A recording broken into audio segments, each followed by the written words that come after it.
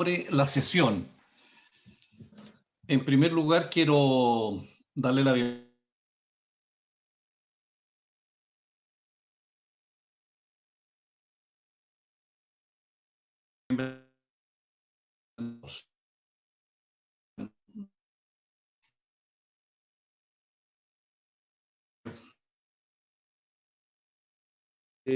tenemos una cuenta, hemos recibido cambio en la se entiende en forma en siguiente también dos excusas. Ejecutivo Owen comunica que no ha podido ir a esta acción por compromisos adquiridos con prioridad y señala su disposición para unidad en este asunto. Y una excusa del ministro de Vivienda y Urbanismo, señor, para asistir por razones de agenda, y en su representación al subsecretario de la cartera, el señor Guillermo Rolando Vicente, y al asesor nosotros en el chat. señor secretario, ¿qué invitados entonces? Presidente, bueno, teníamos dado al ministro de Vivienda, que ya, como he señalado, se ha excusado, ya su subsecretario de la cartera, al ministro del Interior, señor Rodrigo Delgado, entiendo que nosotros, el subsecretario, el señor Juan Francisco Gali, no, por lo menos está ahí, está en el chat de la subsecretaría. Presidente para la Amazonas, el señor Pablo Urquiza, que está con nosotros, esta señora que está también con nosotros, ahí está el subsecretario Gali. Ahí está, sí. Y presidente. Y se excusó el director ejecutivo de Techo para Chile, Sebastián Bowen. Muy bien. Entonces, señor secretario, ¿qué tenemos para hoy día? Sí. De proyecto de sanción con las de la propiedad y proyecto de ley que el Código Penal el delito de flagrancia de los en la forma que indica. Ambos proyectos están en primer caso, como sus señores han tenido información con anterioridad. Estos proyectos se encuentran refundidos. Me refiero a los boletines números 13.65707 y 14.015-25. Gracias, señor secretario. No sé si el Ejecutivo, señor subsecretario del Interior, ¿usted tendría alguna que plantear? Gracias, presidente. No solamente saludar a la comisión, presidente, yo creo que es relevante para la discusión que hemos sostenido con expertos penalistas, lo que nos va a transmitir el Ministerio de Vivienda, presidente, porque va a dar cuenta de la realidad que se vive a lo largo de todo Chile en esta materia, y sin duda Iván Poduje, que tiene una mirada hace largo tiempo bastante desde la academia, pero también desde lo público de esta materia, presidente. Así que, por el contrario, nosotros más bien dispuestos a escuchar atentamente lo que ponga. Muy bien, con la palabra entonces al señor subsecretario de Vivienda. Bueno, presidente, nuevamente, mucho gusto poder saludarle, también a los miembros de la comisión. Vemos al senador Casta, al senador Durán, que gusto volver a saludarle, a todos los presentes, también secretario del Interior, Juan Francisco, un buen abrazo como siempre, y a Pablo Urquiza con todo el equipo que están acá también, bueno, y con Iván, que también nos hemos saludado, que siempre todos nuestros aprecios y el trabajo que se hace en conjunto. Presidente, la comisión, como bien se planteaba, ¿no? Desde el prisma de nuestra cartera, una presentación, algo así como 9-10 láminas, para ver desde lo que nosotros, obviamente, desde nuestro trabajo, por supuesto, va a estar muy claro en lo que son las tomas de terreno, campamentos o asentamientos precarios, y la forma como se va trabajando con ellos, y también con algunos ejemplos donde se ha requerido también ponerlo en el tema y coordinación que se han ido desarrollando con el Ministerio del Interior y con otras entidades públicas. Lo primero, ahora entrando absolutamente en materia, probablemente muchos o lo habrán visto, lo han escuchado, ¿cierto?, para ver cómo se ha ido aumentando en los últimos años lo que son las tomas de terreno campamento. Hago un pequeño tecnicismo, desde la cartera de vivienda. La diferencia entre una toma y un campamento es una vez que está en el catastro del Ministerio de Vivienda y Urbanismo, un asentamiento precario, lenguaje nuestro, le llamamos campamento, y una toma es cuando tienen una menor cantidad de tiempo y por ende no está aún en los registros. Como se puede observar, esto da para mucho, pero lo quiero contextualizar, dado que lo importante es referirnos después el eventual vínculo al proyecto de ley que está en discusión. Pero como se puede observar, en los últimos 15 años hay un aumento sostenible, ¿cierto? Vamos a explicar algunas de las razones que observamos, a nuestro juicio, el que se ven. La foto de hecho, el último formal es de a fines del año 2018, inicio del 2019. Actualmente está trabajando en un nuevo catastro que se va a dar los resultados el segundo semestre del 2019. Diagnósticos más, diagnósticos menos, de acuerdo a las distintas metodologías. Lo que sí hay un diagnóstico absolutamente compartido es el aumento. Y como se puede observar de una manera sostenida en las últimas década y media. Junto con eso, si uno le hace un doble clic a los últimos 48 meses, hemos observado, de alguna manera vinculado, post 18 de octubre del año 2019 y después también acrecentado por las dificultades con la pandemia, de acuerdo a lo que nosotros hemos visto, hay al menos más de 400 tomas nuevas, ¿sabes? Nos vamos a referir con algunos detalles de distintas partes del país. Más de 26.000 viviendas, muy muchas estas viviendas y distintos hogares, pero claramente, más que centrarnos tanto en los números, es el contexto actual como país, que al menos desde la cartera hemos visto un aumento bastante fuerte, no solo lo que le llamamos el campamento visible, sino el campamento invisible. Está todo muy conectado, en el fondo, lo que es el déficit habitacional de vivienda y que tiene esta implicancia en las tomas de terrenos. La lámina que viene, por favor. Aquí algunos ejemplos, y aquí sí que ya me quiero detener, no solo para mostrar de que esto ocurre en distintas partes del país, como lo mencionaba el subsecretario Gali, pero además, muchos de los que en la misma cartera, que llevamos varios años trabajando en esto, desde distintos prismas, sí hacer algunas distinciones, presidente, por ejemplo, en el cuadro que sea arriba a mano izquierda, como un alto piso, alto muelle, muchos probablemente lo conocerán cuando uno entra desde el segundo acceso de Iquique hacia arriba. Por ejemplo, la foto que está abajo a mano izquierda, que es en San Antonio. Me quiero referir a estos dos primeros y después me voy a referir a los otros dos campamentos. Por ejemplo, la comuna de Alto Piso, Alto Muelle, que desde el punto de vista del volumen, hoy día es probablemente el campamento más grande o la toma de terreno más grande del país. Pero aquí queremos hacer algunas salvedades. Acá hay una mezcla de familias de extrema vulnerabilidad, con urgencia habitacional, con una especulación que es enorme también. Hay varios subsectores, por ejemplo en Alto Muelle, donde uno pasa a plena luz del día por el rol que me corresponde, me toca recorrer bastante los distintos territorios, como se podrán imaginar, y muchos de estos sectores, por ejemplo, están abandonados o se subarriendan, a diferencia de otra parte de la toma, donde hay mucha vulnerabilidad. Conversando de manera permanente con dirigentes que nos cuentan de que, por ejemplo, hay una especulación gigante en ciertos sectores, donde personas, o con este análisis, algunas personas adquieren 5 o 6 sitios para después ellos subarrendarlo. Es decir, el mercado negro de suelo claramente tiene un nivel de distorsión que es enorme y se entremezcla con la vulnerabilidad. Abajo a mano izquierda, como se puede observar, es un desarrollo de loteo con un tecnicismo no menor, ¿cierto? Que también me tocó ver seguido a lo que es la comuna de San Antonio. Uno va a plena luz del día y hay ciertas partes que no hay literalmente nadie, son segundas viviendas y se entremezcla, por ejemplo, con sectores como Bellavista, donde sí hay mucha vulnerabilidad. Nuevamente queremos poner a la mesa esta mezcla entre la especulación, lo que es el mercado negro de suelo, que por lo menos desde la cartera son fenómenos bastante nuevos, dado como se han ido masificando respecto a lo que es la vulnerabilidad, y que está absolutamente entremezclado. A diferencia de los cuadros a la derecha, como es el Macro Balmaceda en Antofagasta, o abajo lo que es el Violeta Parra en Cerro Navia, que son prácticamente el 100% de sus habitantes, en distintos de sus orígenes, familias de alta vulnerabilidad y precarización. A seguir avanzando.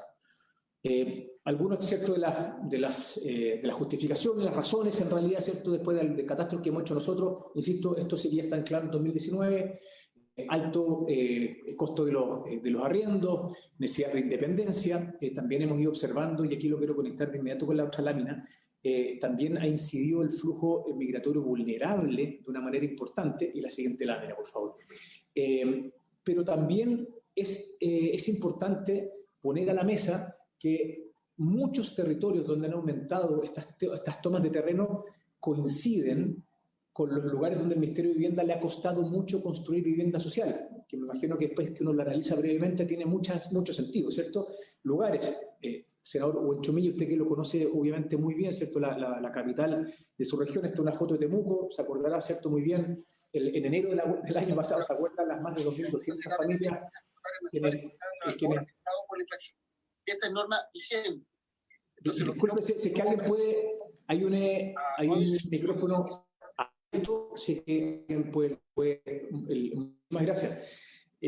Para seguir avanzando, lo que recién mencionaba, de que si bien hay razones como las pérdidas laborales, flujos migratorios, la dificultad de acceder a ciertos arriendos, también en aquellos territorios donde fuertemente han aumentado las tomas de terreno, las invasiones de terreno, en aquellos territorios donde el Ministerio de Vivienda le ha costado mucho. Por eso que armamos varios planes de estos territorios, la comuna de Antofagasta, la comuna de Copiapó, la comuna de San Antonio, de la RM, Batuco Lampa, Colina, la provincia de Arauco, la comuna de Temuco y la comuna de Osorno. Para entrar en algunos detalles, por ejemplo, el plan Temuco, aquí de nuevo solo voy a poner un ejemplo de los que tenemos a nivel nacional, dado que se está practicando en muchos lugares, y yo creo que es interesante compartir esta forma, ¿no? Con nuestro TENI, con Pablo Artigas y con el equipo, con el director Sergio Merino y el equipo, una serie de reuniones no fáciles para generar el verano pasado, con muchos de los de las nuevas tomas de la comuna de Temuco, y llegamos a muchos acuerdos. Primero, que se respeta la fila, los comités más históricos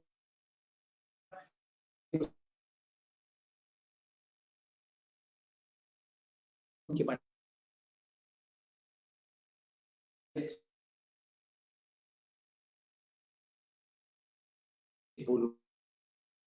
como se que viene a más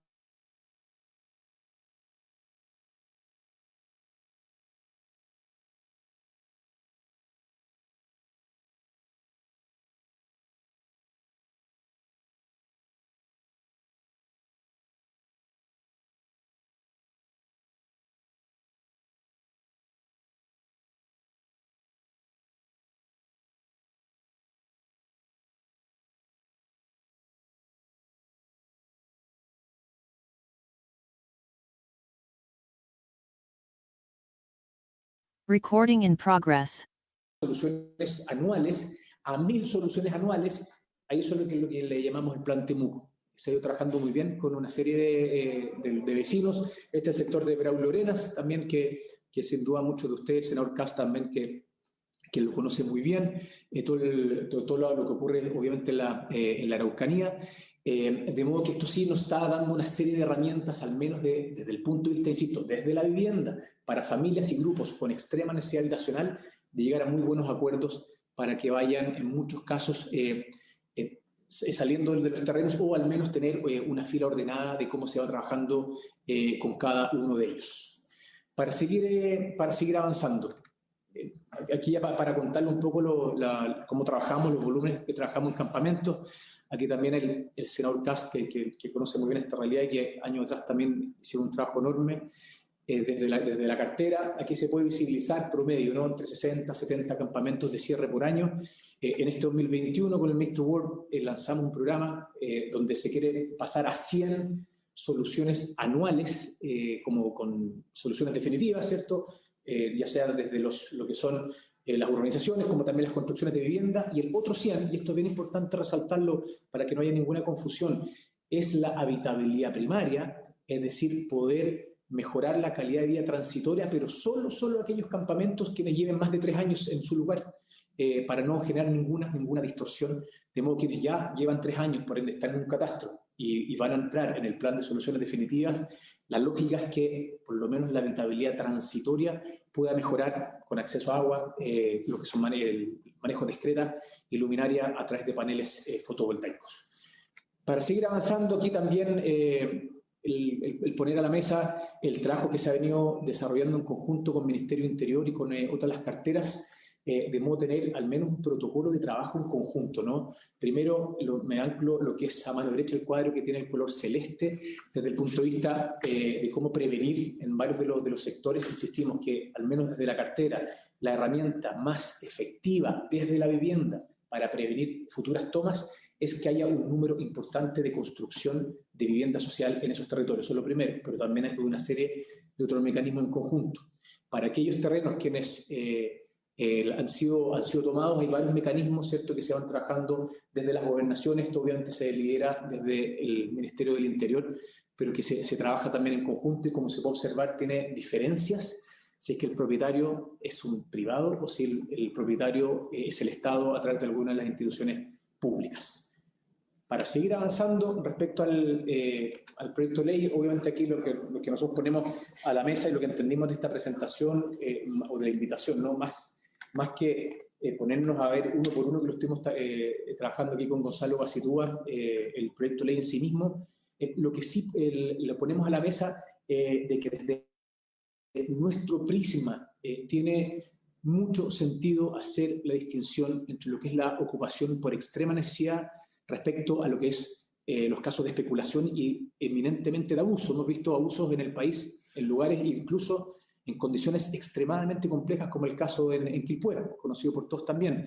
De modo que, haciendo la distinción, claramente desde nuestro prisma nos parece que sería bastante acertado el que obviamente ustedes puedan avanzar sobre la idea de legislar este proyecto, pero poniendo, insisto, a la mesa la diferencia de los casos de urgencia habitacional. Solo para cerrar, no quiero ocupar la palabra ejemplo, que suena muy extraño esto, pero creo que un caso, una situación que se logró trabajar con muy buena coordinación con distintas entidades públicas, también con el Instituto Nacional de Derechos Humanos, en este caso puntual también con la Iglesia Católica, con el municipio, que tiene que ver con el caso de Cerro Chuño, conocido muy bien por el senador Durana, que lo hemos conversado muchas veces, el senador Insulza, que también lo conoce muy bien.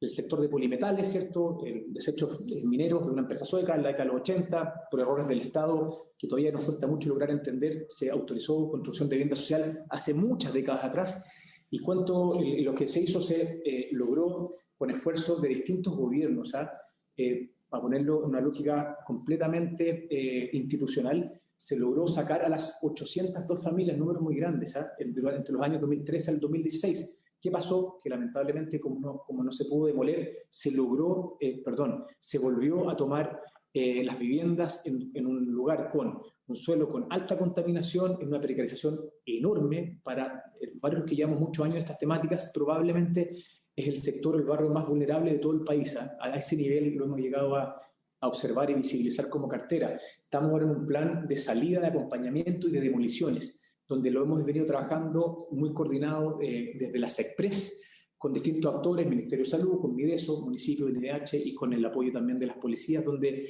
a través de un plan que es gradual, donde hemos seguido todos los protocolos sugeridos con el Instituto Nacional de Derechos Humanos, ya se ha ido avanzando bastante bien para que las familias que están en lugares tan precarizados obviamente estén en mejor estado. Presidente, eso es lo que nosotros queríamos compartir como cartera. En resumen, como lo pueden observar, este es un fenómeno que ocurre en muchas regiones del país, con casuísticas distintas. Se mezcla la vulnerabilidad extrema, que al menos como cartera estamos llamados a atenderlo con suma urgencia, pero también empieza a aparecer en los últimos años fenómenos absolutamente delictuales. Esa es nuestra mirada, y por ello pusimos también algunos ejemplos, como lo hemos venido trabajando en coordinación con el Ministerio del Interior, y solo para reforzar, y sin entrar obviamente en los detalles, si es que con esa distinción entre los casos extremos humanitarios por la falta de habitabilidad, al separarlos de lo que es la especulación y los abusos, desde nuestro prisma claramente nos parecería muy correcto que se pueda seguir avanzando en la discusión de este proyecto de ley. Presidente y miembro de la comisión, muchas gracias por la invitación. Bueno, muchas gracias, señor subsecretario, y ofrezco la palabra a las señoras y señores senadores para hacer consultas al subsecretario. ¿Alguna consulta? Bueno, brevemente yo le voy a hacer una consulta, señor subsecretario, porque tal como terminaba una de sus láminas, aquí estamos tratando de un proyecto, una moción parlamentaria respecto al delito de usurpación. Y aquí tenemos varias situaciones. Uno es la situación de la Araucanía y de la zona sur respecto de las tomas. Otra cosa son los loteos irregulares. Otras cosas son las tomas y los campamentos.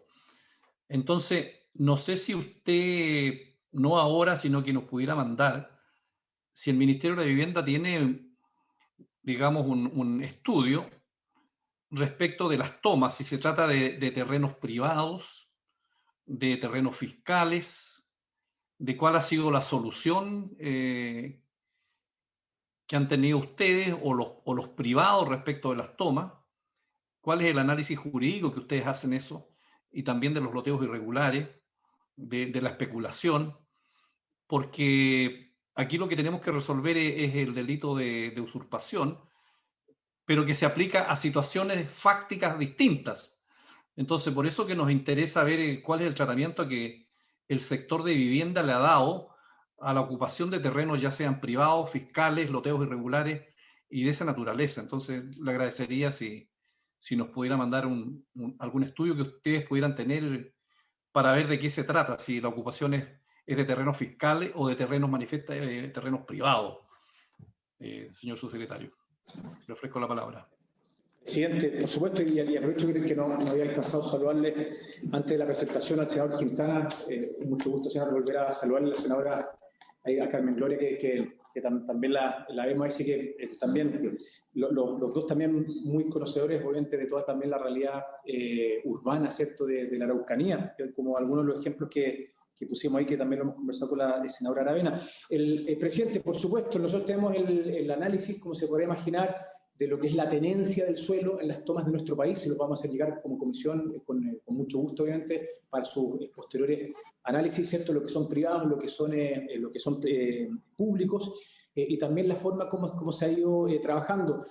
Sí, para reforzar por lo menos el rol de la cartera, presidente, nosotros generalmente no entramos de manera tan inmediata una vez que ocurre las usurpaciones, como usted lo menciona. Generalmente como cartera entramos una vez que le podríamos llamar que queda más consolidado. También está el senador García Ruminó, que también lo ve, que queda también de manera más permanente, pero le vamos a hacer llegar, presidente, un informe, insisto, con las tenencias de los suelos basados en los catastros que tenemos por las tomas y los casos como hemos ido trabajando para lo que son los traslados o las salidas de la familia según distintos casos, que como usted bien lo menciona, son situaciones bien distintas. En este caso, cuando es una toma de terreno por urgencia habitacional, incluso cuando son loteos irregulares también, que es otra situación distinta, y solo para reforzar que para nosotros también como cartera es un fenómeno que es bastante nuevo como país, al menos lo que es toma en la especulación. Históricamente, y usted lo conoce muy bien,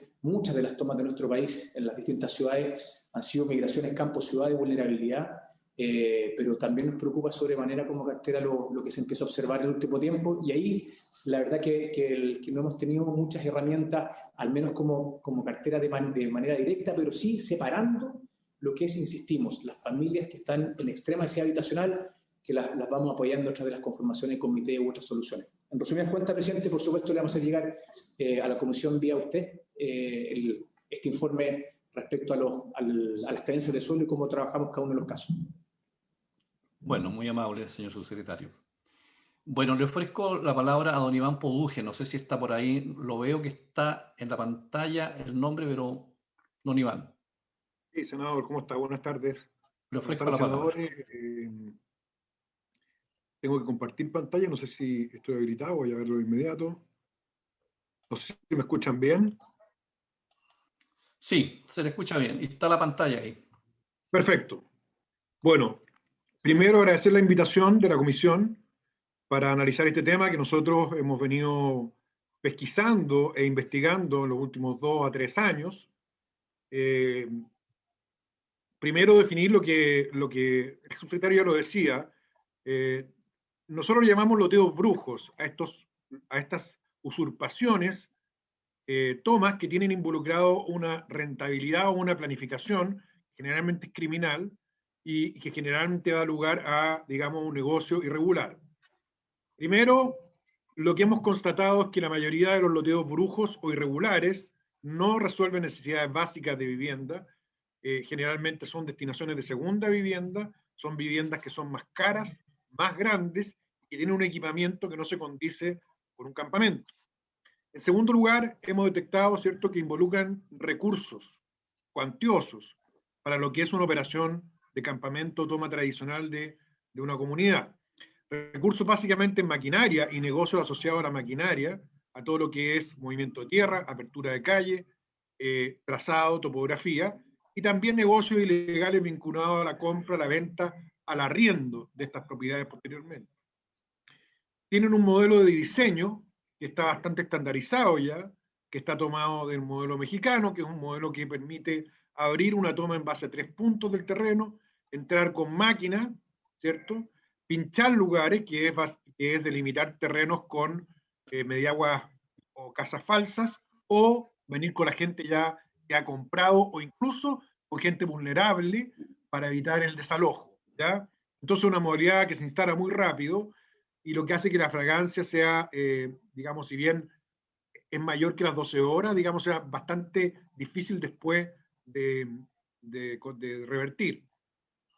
Es un modelo además que involucra violencia y amedrentamiento a propietarios y a vecinos. Nosotros hemos detectado problemas de amenaza y amedrentamiento con vecinos de campamentos en Viña del Mar, que es donde hemos trabajado más directamente con los vecinos que están hoy día siendo amenazados por estas mafias, para que no denuncien las usurpaciones y tampoco también para que no denuncien las tomas de agua de las redes de energía que estos vecinos han trabajado los últimos 15 años, en particular en los campamentos Manuel Busto, Parcela 2 y Felipe Camiroaga. Quiero mostrarlo ahí, Viña del Mar, ¿cierto? Acá tenemos el sector del Plan, el Sporting, ¿cierto? Y lo que se conoce como Reñaca Alto, que en realidad Viña del Mar Alto, que es el sector popular. Y lo que ustedes ven en círculo es el área donde se han concentrado hoy día en los campamentos nuevos con vinculación al loteo brujo. Yo les voy a mostrar ahora el área donde nosotros hemos trabajado con vecinos, que es el campamento Manuel Bustos, que tiene 17 años aproximadamente, son alrededor de 1.400 a 1.500 familias. Están trabajando en un plan de erradicación con el Ministerio de la Vivienda, donde nosotros estamos asesorando a 2 comités para poder hacer los loteos. La parte norte es la parte del cementerio o la extensión de Santa Julia, el año 2019. Acá se puede ver cómo se consolida al 21. O sea, lo primero que tenemos nosotros como diferenciación, senadores y miembros de la comisión, es la velocidad de crecimiento. Piensen ustedes la magnitud del loteo del campamento Manuel Busto, que era el más grande de Chile, ya no lo es, versus, ¿cierto?, los sectores Santa Julia Oriente, que en 2 años consolidan una superficie equivalente, pero con la mitad de la población. Acá hay una distinción. Con la mitad de la población porque los terrenos son más grandes y porque muchos terrenos están vacíos.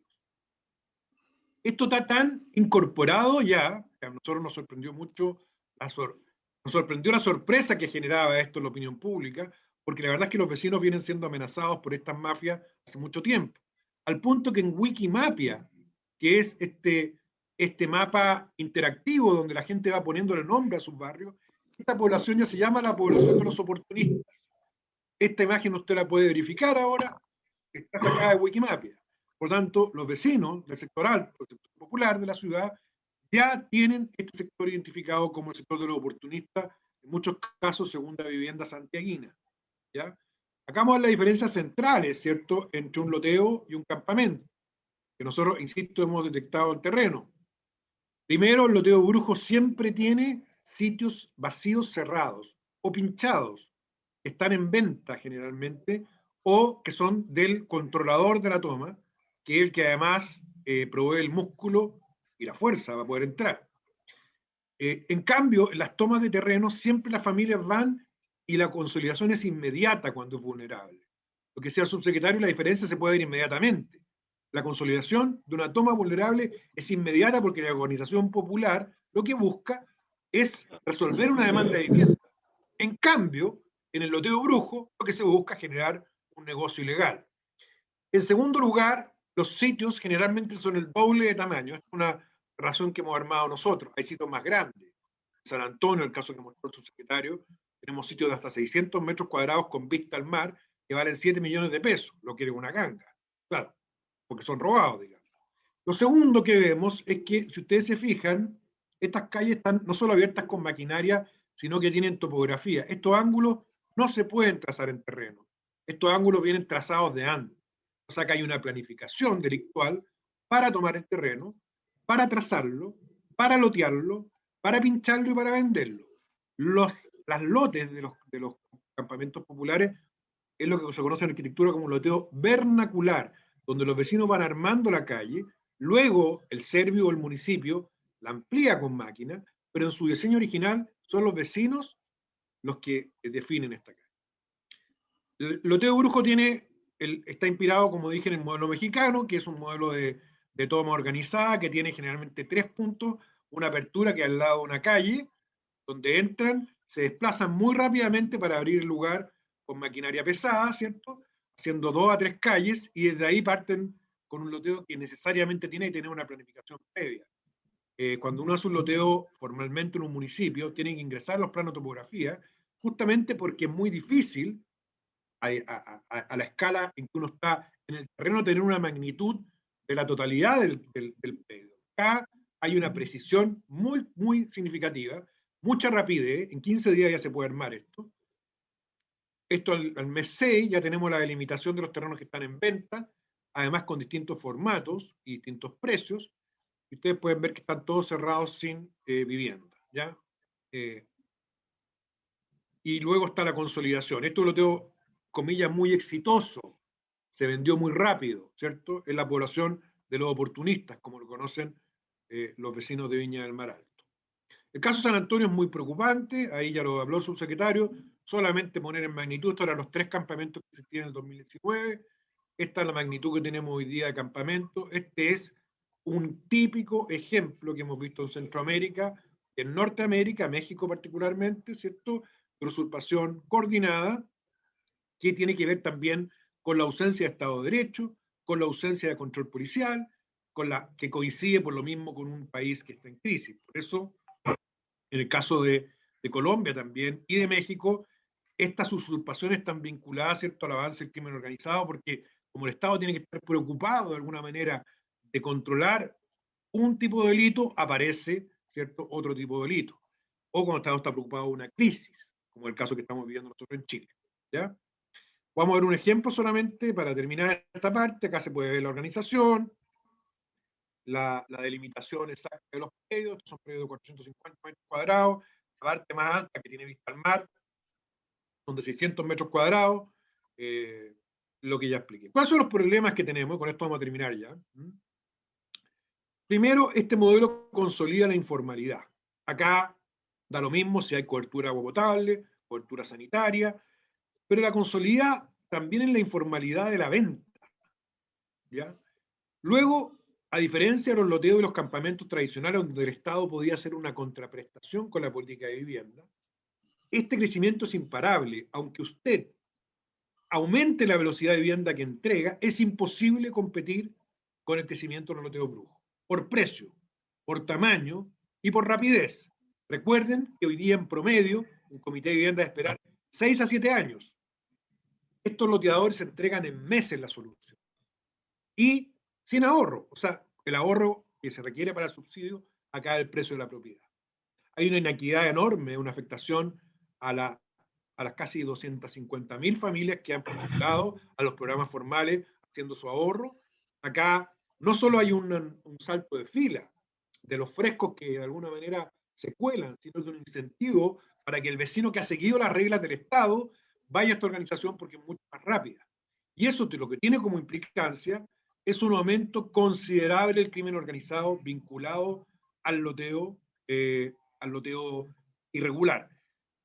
Nosotros no hemos hecho un análisis policial de este tema, pero los vecinos sí nos cuentan que hay vinculación entre los grupos de narcotráfico que están, y eso sí lo hemos estudiado, aterrando a las poblaciones hace 10 años, y esta nueva, como derivado, casi como un holding que han sacado, que es la rama inmobiliaria de los narcotraficantes. Hay violencia, hay afectación del patrimonio fiscal, porque muchas tomas son sobre terrenos fiscales, no pagan ningún tipo de impuesto, no hay inmobiliarias, por lo tanto no hay permisos, por lo tanto está totalmente al margen de la ley. Acá vemos un caso de una toma que no es loteo brujo, el campamento de Cerrillos, está sobre un vertedero, y acá se puede ver que están ocupando terreno fiscal. Lo que se requiere acá, obviamente, como hemos insistido muchas veces, y afortunadamente el Ministerio lo ha tomado, que hoy día, al corto plazo, se puedan urbanizar formalmente todos los terrenos que están en manos del Estado para de esa manera ayudar a controlar este agente. Pero no va a ser suficiente. Nuestra primera recomendación es moverse rápido, o los efectos colaterales van a ser irreversibles en nuestras ciudades. Cuesta entender, a nosotros nos cuesta entender que con la magnitud que hemos visto en San Antonio, con la magnitud de este fenómeno en Santiago, en Batuco, en Viña del Mar, no hay una reacción mucho más enérgica de la autoridad. Va a ser imposible separar la vulnerabilidad del negocio ilegal, porque hoy día es más fácil porque esto está partiendo, pero una vez que se consolide, insisto, vamos a tener un prestador de servicios informal más eficiente, más rápido que el Estado. Entonces las familias vulnerables también van a caer en esto y va a ser imposible, por lo tanto, frenar el crecimiento inorgánico de nuestras ciudades. Esto no es una novedad, esto ya ocurrió en Centroamérica, esto ya ocurrió en Brasil, vinculado a los comandos Vermelo y el comando de la ciudad de Sao Paulo, y en el caso de Centroamérica, Arasmara. Por tanto, no sabemos cómo insistir en la importancia de poder controlar. Sin ser abogados, acá tenemos una noticia de una persona que yo conozco, que es Pepe Iracheta, que es director de un centro de estudios en México, que concluye que hoy día, ¿cierto?, el 50% de las viviendas de México tienen irregularidad y aproximadamente tienen 7,5 millones de loteos irregulares hoy día los mexicanos. Muchos de ellos vinculados al narco mexicano, los cárteles mexicanos, porque, como digo, son muy rentables estas operaciones, ¿ya? Por lo tanto, lo recomendamos ahora que se puede separar loteo brujo campamento, el loteo brujo verificar el modelo de negocio ilegal, que como digo, no siempre es la venta, a veces es el arriendo, el tomador se queda con la tierra, a veces es la maquinaria, se genera un mercado de maquinaria y de topografía, incluso vinculado a eso. Tercer punto, acelerar los planes de vivienda pública en los sitios fiscales, eso es fundamental para evitar, ¿cierto?, que se tomen estos terrenos, estas mafias, y además para darle más salida. Necesitamos una reacción temprana que paralice al loteador brujo. El loteador brujo en general no tiene, lo que hemos visto, tanto poder de fuego. Van armados, pero generalmente muchas veces van con palo o simplemente es la patota. Por lo tanto, es fácil reducir antes que se produzca la apertura del terreno, pero para eso el periodo de 12 horas es demasiado corto, porque implica que tiene que haber fuerzas especiales coordinadas que hagan el desalojo. Eso no siempre ocurre. Se deben generar señales desde el Estado que impliquen que esto no crezca en cadena. Las querellas y los desalojos son muy importantes. Los desalojos con los vecinos incluso, que hoy día están pidiendo que se pueda controlar el cáncer, y querellas para las organizaciones criminales que están arrendando maquinaria, que están participando de este negocio ilegal. Por último, un refuerzo legal para subir el costo de la usurpación. Creo que el proyecto de ley que hoy día se está planteando va en esa línea, en lo que hemos podido ver nosotros, porque da una señal que el Estado no va a tolerar que existan agrupaciones criminales que crezcan a costa de la vulnerabilidad de las personas o a costa de generar negocios informales. Y también pensamos que es necesario que los privados que hoy día son víctimas de esto también tomen medidas, como se ocurrió también en los casos donde se ha logrado parar esto en Brasil, que es que refuercen los cierres de sus terrenos, que tengan vigilancia en el caso que estén en riesgo de toma.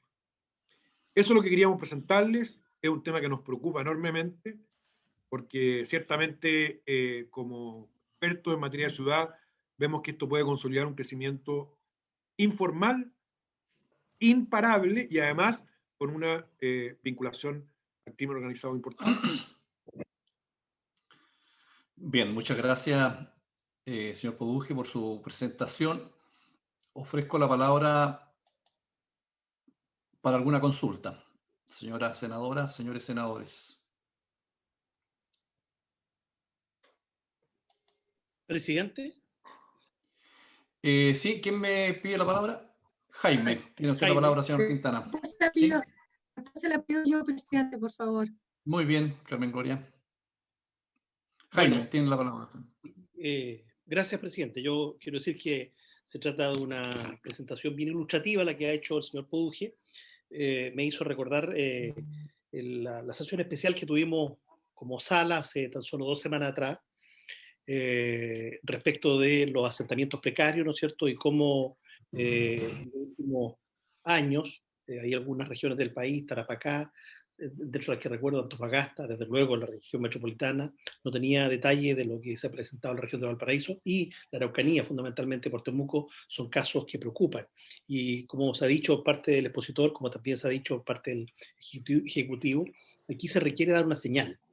Y yo tengo dudas si estamos pensando en la misma señal, o si esta señal propuesta es la adecuada para este caso, que es real, es un problema, y claro, como muy bien señala el expositor al final, probablemente hoy día esta gente no tenga gran poder de fuego, pero a la medida que el negocio se torne más lucrativo y va topándose con otros intereses, seguramente aquí van a haber bandas criminales que van a ser un dolor, van a representar un problema para el Estado, para los gobiernos en el futuro. Y yo siento que esto es un tema que la política no lo está viendo todavía, con la claridad que aquí se ha planteado, y por supuesto esta comisión tiene que ver con esta materia, sin lugar a dudas. Entonces yo ahí, respecto a su pregunta, el modelo mexicano, que está muy bien expresado aquí, más bien una consulta. Estos loteos brujos, nosotros en algún momento, yo no integro la Comisión de Vivienda, pero recuerdo algunos años atrás que se aprobó una legislación, también pensando en algunas situaciones en la Araucanía, ¿ah? No precisamente en lo que ha dado origen a estos boletines que hoy día estamos trayendo a la discusión. Pero había algunos loteos brujos o irregulares cuyas características son muy similares a las que aquí se han manifestado. El tema del trazado, la topografía, los ángulos, todo eso, en algún momento creo que existía alguna presentación. No sé si detrás de eso había necesariamente dolo, o era gente que por razones sociales y políticas fue tomando, pero el efecto es similar.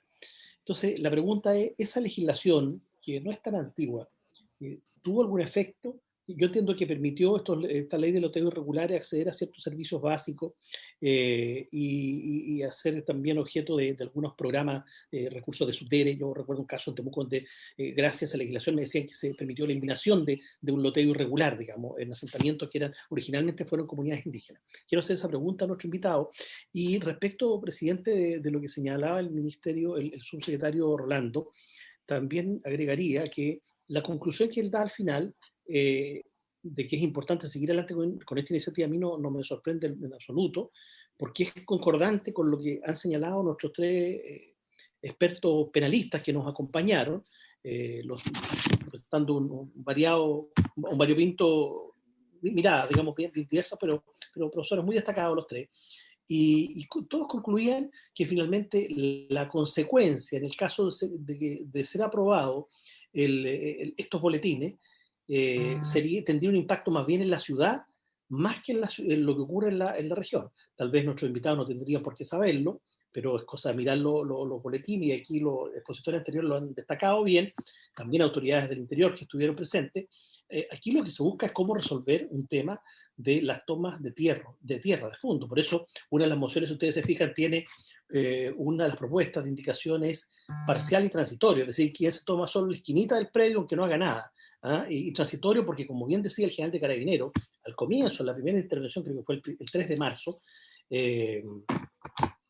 el general Bobadilla creo que fue el que decía que, claro, había muy diversas tomas donde algunos entraban y salían rápidamente. Lo que quiero simplemente decir es que estos expositores plantearon de que esas mociones que estaban pensadas en las usurpaciones o en las tomas, que hoy día todos saben, tiene que ver con un conflicto étnico en la Araucanía, ¿no? Que tiene el Estado ya en una situación muy delicada hace muchos años. Si eso no es la herramienta adecuada para resolver esto. Y como según el Código Penal, los presentan también los profesores, más bien aborda, a propósito de la usurpación, los temas de fincas, ¿ah? Y por eso los autores plantean ahí sus propuestas, el tema de robo de agua y lo que es el cambio de deslinde, pero la usurpación no es en general un delito que esté muy encaminado a abordar las temáticas urbanas. Yo creo que me quedo ahí, sí, creo que aquí hay un tema para esta comisión también, para la política, para el gobierno, que bien que el Ministerio de Vivienda lo esté tomando, pero hoy día me quedan más dudas si esta iniciativa propuesta, estos dos boletines, que están pensando en la zona de conflictividad Araucanía, son la respuesta para esta situación de la quinta región que aquí se piensa escrito. Gracias, presidente. Gracias. Gracias, senador. Le ofrezco la palabra a la senadora Carmen Gloria Aravena. Muchas gracias, presidente. Yo primero agradecer, porque nosotros venimos acá no como titulares, sino como invitados, y agradecemos el espacio que nos da para opinar. La exposición de don Iván Puduje me pareció extraordinaria, en el sentido de que no es tan fácil graficar la problemática en tan pocos minutos y tan claramente. Yo también coincido que con lo que planteó el presidente de esta comisión en un inicio, en que de una u otra manera hay como tres tipos de problemáticas distintas. Una son las usurpaciones en el sur, que tienen otra lógica, los loteos irregulares o loteos brujos, que muy bien describió don Iván Puduje, y los campamentos. Y en ese contexto yo soy un poco más positiva y pienso que, si bien las dos mociones que aquí se están revisando son distintas, la nuestra no habla precisamente del tema del sur, aun cuando yo reconozco que me preocupa y muchísimo lo que pasa en mi región. Tampoco me despreocupa lo que pasa en el país, porque lo conozco bastante, lo que está sucediendo en otras regiones respecto a lo que planteó don Iván de los loteos brujos. Entonces, en ese contexto, quizás estas tres problemáticas que tienen, digamos, un origen común, que es el tema de la propiedad del suelo, y esta irrupción, digamos, de tomas de diferentes naturalezas, pudiera perfectamente abordarse en esta comisión a propósito de los dos proyectos que hoy día estamos discutiendo, y cómo somos capaces, como se ha hecho en muchas comisiones y en esta también, de hacer un trabajo legislativo con expertos penalistas, con expertos como don Iván, que hoy día nos planteó un tema más técnico, y cómo a partir de eso se generan todas las modificaciones con el Ejecutivo, con los expertos y con estos senadores, para que podamos llegar a una muy buena ley, que quizás va a tener un nombre distinto, que vamos a crear nuevas figuras, ¿por qué no? Pero lo que más importa, y lo vuelvo a reiterar y lo he dicho siempre en esta comisión, es que logremos llegar a un acuerdo para resolver un tema que es tremendamente complejo para muchos ciudadanos, que les toman sus casas, que les toman sus predios, que les toman sus sitios urbanos, porque al final hay mucha gente que está sufriendo hoy día, y los efectos colaterales vinculados a otros delitos son muy graves en todo Chile, y por lo tanto nosotros no podemos simplemente resolver que quizás estos proyectos no eran los adecuados y cerramos el capítulo. Mi única preocupación es cómo somos capaces de, a partir de lo que estamos escuchando, cómo somos capaces de crear algo distinto y mucho mejor que lo que presentamos nosotros, pero llegar a una solución a estas tres distintas situaciones que son las usurpaciones del sur, loteos irregulares o loteos brujos y campamentos. Eso. Gracias, senadora. Senador Kast. Bueno, además de agradecer tanto al subsecretario Guillermo Rolando, que la verdad que tiene una vasta experiencia en esta materia, y a Iván Puduje, ambos. Le pido obviamente también disculpas al delegado presidencial, que claramente ya lo habíamos postergado la vez pasada, lo teníamos invitado para esta vez, que todavía no se había podido alcanzar a escuchar. Espero que lo podamos escuchar en algún momento, quizás hoy día o la próxima sesión, pero me parece importante su visión. Y yo diría un par de reflexiones. Primero, es muy potente la presentación de ambos, porque diferencia muy claramente dos fenómenos muy distintos. Y nosotros como senadores estamos llamados a hacernos cargo de nuestra democracia. Y hay algo que está en el centro de nuestra democracia, que todo está aceptado menos la violencia, menos pasar por encima del otro, que la libertad termina donde empieza la del otro. Y tanto las tomas que existen como modelo de negocio, como bien lo describía Iván Poduje, como las usurpaciones que existen en la Araucanía, en Biobío, claramente son una forma no legítima en nuestra democracia. Y la verdad es las cosas que me parece extremadamente urgente que como todos los senadores, que incluso aquellos que puedan tener alguna diferencia en la fórmula, busquemos la fórmula de resolverlo. O sea, aquí lo que no puede ocurrir es que nosotros como autoridades políticas electas simplemente miremos para el techo, mientras algunos ocupan la fuerza como modelo de negocio. ¿Ah? Y eso me parece extremadamente grave. Sobre todo que además tenemos en el caso del sur tenemos un mecanismo, una ley indígena. Hemos propuesto mecanismos distintos para hacernos cargo del tema de las tierras. Existe la Contraloría tiene todo un mecanismo, existen los títulos de merced. Por lo tanto, todos aquellos que se sienten con el derecho de imponer por la fuerza sus condiciones, amenazando, chantajeando a otros, claramente significa que es transformarse en la ley de la selva. Quiero obviamente también recordar que acá existió un sicariato asociado a este modelo de negocio. El mismo Iván Poduje escribió una columna hace muy poco. Una familia que debe mirarnos a todos como senadores y decir, ¿en qué mundo viven? ¿En qué mundo vivimos si no somos capaces de garantizarle la paz a nuestros ciudadanos? Que es el mandato principal que tiene toda democracia. Entonces, yo no, más que preguntas, porque lo que sí encuentro muy interesante es que esto nos da luces para poder, en el mismo proyecto de ley, diferenciar a aquellos que efectivamente tienen una necesidad de una vivienda urgente y que por lo tanto tal vez la desesperación de una crisis económica ponen una vivienda de emergencia, una mediagua, y acotar aquello, diferenciarlo de aquellos que en el fondo lo hacen con extensiones de terreno y con una finalidad muy distinta a la de simplemente buscar un techo donde vivir. Y creo que las dos presentaciones de día, tanto la del subsecretario como la de Iván Poduje, nos permiten avanzar en esa dirección. Gracias, presidente. Gracias, senador. Mire, lamentablemente estamos llegando al término de la sesión y nos queda pendiente la presentación de don Pablo, a quien la comisión desea escuchar. Entonces yo quisiera consultar al Ejecutivo y a los senadores respecto de cómo vamos a cerrar este estudio de este proyecto para los efectos de poder tomar una decisión y en la próxima sesión proceder a votar. Entonces no sé si el Ejecutivo y los parlamentarios mocionantes quieren que esto se trate, no sé, la parte reglamentaria, señor secretario, si está con discusión inmediata, tendríamos que votarlo en general y en particular. No sé si esa es la idea del Ejecutivo, la idea de los senadores que patrocinan esta moción. El presidente de la comisión no tiene ningún inconveniente en darle el tratamiento que ellos estimen. Ellos tendrán que calibrar, digamos, cuál es la mejor manera de hacer una estrategia legislativa respecto de este proyecto. Naturalmente que en un proyecto de esta naturaleza, que trata de legislar situaciones distintas, hay varias cuestiones incorporadas. Hay una cuestión de política pública que no es competencia de esta comisión, digamos. Hay una cuestión política respecto del tratamiento que uno pueda darle a estos hechos, sobre todo los de la Araucanía, y hay un tratamiento jurídico.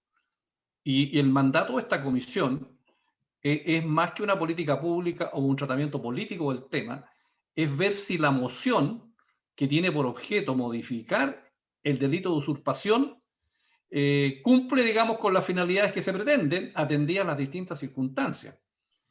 Entonces, yo como presidente de la comisión quisiera hacer esta consulta, partiendo por el señor subsecretario, para los efectos de que agotemos la discusión en la próxima sesión y procedamos a votar, pero acá se puede ver en general y que vaya a la sala y que vuelva, o darnos un plazo para presentar indicaciones como quieran, pero yo no quiero ser responsable de la estrategia que el gobierno o los mocionantes quieran hacer respecto de este proyecto. Señor subsecretario, don Juan Francisco,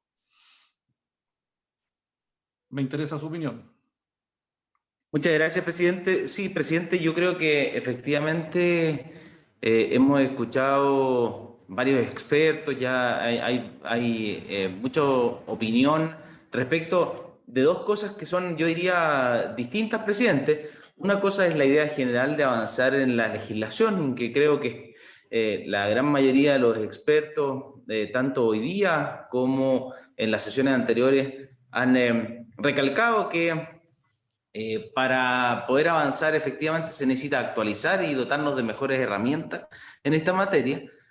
Y por lo mismo yo creo que concuerdo con usted que deberíamos avanzar en general, ojalá pronto, presidente, en el proyecto, pero lo que sí es que creo que nosotros perfectamente, presidente, podríamos, apenas se vote en general, presentarle una propuesta, socializarla con los senadores y en base a las presentaciones que hicieron el profesor Guzmán Dálvora, el profesor Oliver, cuando presentaron en la comisión, y de esa manera poder avanzar también en su votación en particular. Es un proyecto simple, presidente, poco articulado, y de esa manera podemos llegar a la sala en votación en general y en particular. Pero yo lo haría, presidente, en dos tiempos, es decir, yo lo votaría en la próxima sesión en general.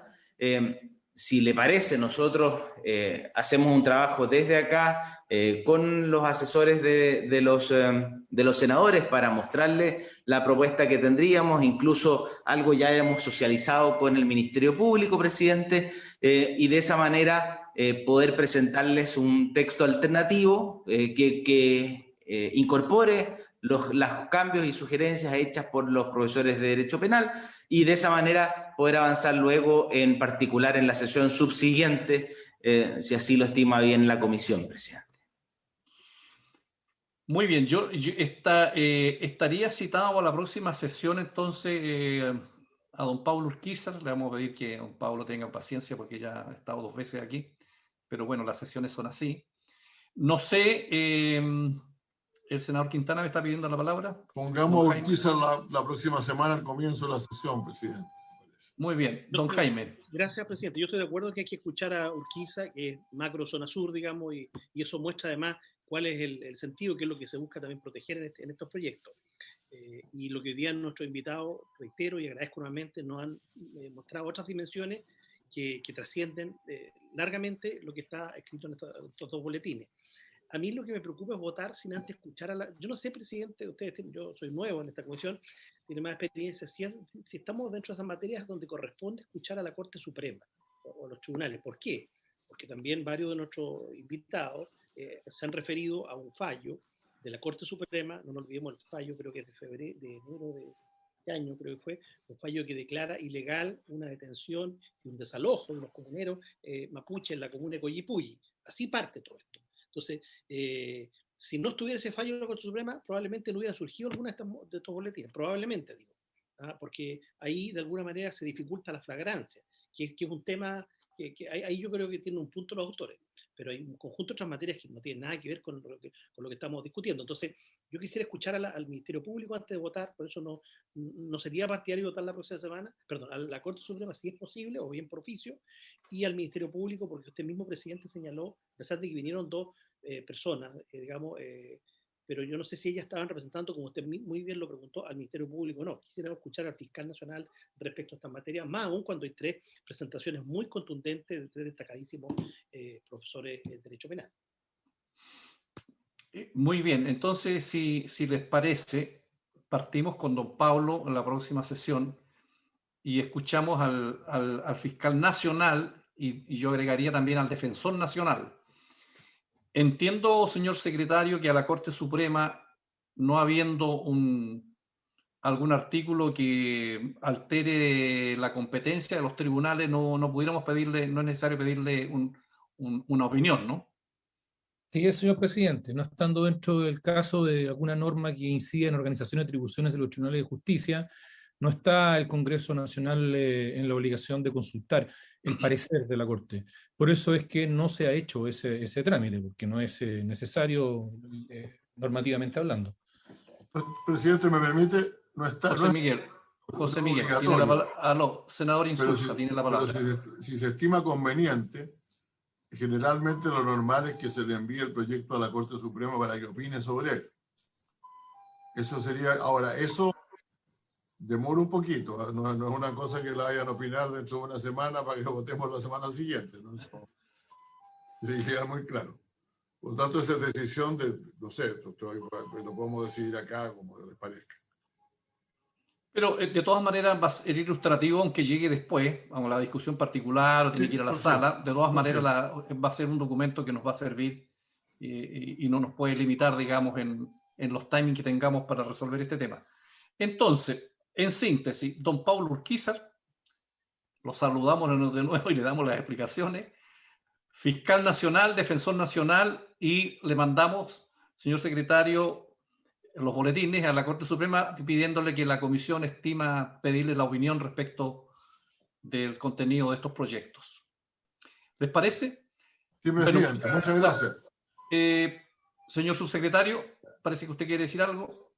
Don Juan Francisco. Sí, presidente, solo una observación. El fiscal nacional, o sea, el representante de la Fiscalía ya concurrió a la comisión, hizo una exposición ante la comisión en su momento. Además, el inconveniente que tenemos es que vino, si no me equivoco, el fiscal regional en ese momento de la Araucanía, y que hoy día va a ser probablemente el representante, la misma persona va a ser el representante del fiscal nacional. Entonces vamos a estar convocando a la misma persona, presidente, a la comisión. No sé. Bien, entonces yo creo que, señor secretario, por favor, esa presentación a que se refiere el señor subsecretario, por favor se la envía a los señores senadores a sus correos respectivos para que la examinen, y si se muestra suficiente, quedamos ahí. Y si no, más adelante escuchamos al fiscal. Entonces, pero sin perjuicio de eso, vamos a escuchar al Defensor Nacional también sobre esta materia. Muy bien, presidente. ¿Estaríamos? Bueno, muy bien, muchas gracias a todos. Don Iván, muy amable por concurrir. Señor subsecretario, don Pablo, nuevamente nuestras explicaciones. Señoras senadores, señores senadores, muchas gracias por haberse cumplido el objeto de la sesión. Se levanta. Muchas gracias. Recording stopped. Muchas gracias, muy buenas tardes a todos. Que les vaya muy bien. Gracias. Hasta luego.